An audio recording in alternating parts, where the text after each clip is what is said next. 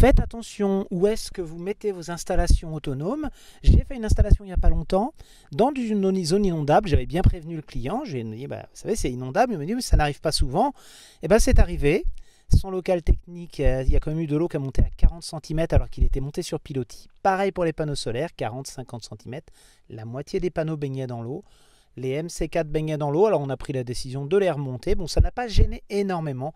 Au pire, les panneaux solaires vont faire de l'électrolyse dans l'eau. Et donc, on va les attacher plus haut. Et je lui ai conseillé de mettre des grillages autour pour éviter que les troncs d'arbres n'aillent tout casser.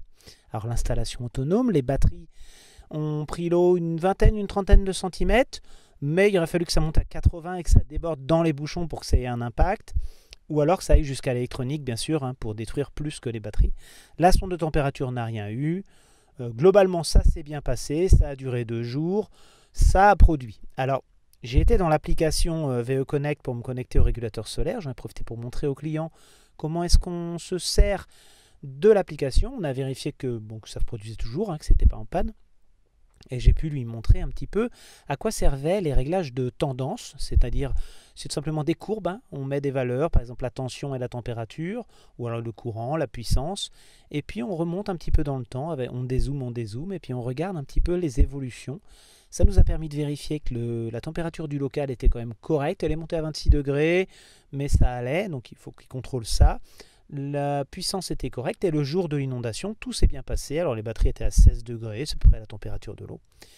Et globalement, ça permet de lui montrer qu'il peut suivre, non pas à distance, parce que là il n'y a pas de routeur, il peut suivre l'évolution sur une trentaine de jours. Je crois que c'est à peu près ce qui est mémorisé dans le régulateur solaire.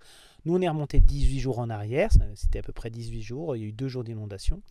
On a vérifié les puissances max sur tous les jours. On est monté à 1500 watts pour 2000 watts de panneaux solaires, ce qui est bien, c'est pas mal, sachant que les batteries sont tout le temps chargées.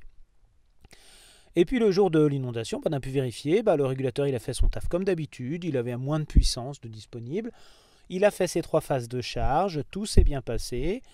Vraiment, pas de souci. Donc moi, je lui ai montré comment ça fonctionnait pour qu'il puisse contrôler les fois d'après. Surtout qu'il y a aussi l'information de la tension mini, la tension maxi. Donc ça permet de vérifier si la charge a été jusqu'au bout, s'il y a eu une égalisation ou s'il y a eu une chute de tension importante sur l'installation ce jour-là. Il y a aussi les kilowattheures et les statistiques. Donc voilà, c'est tout ce que je voulais vous dire. C'est une petite aparté sur les inondations et les installations en zone inondable. Au revoir.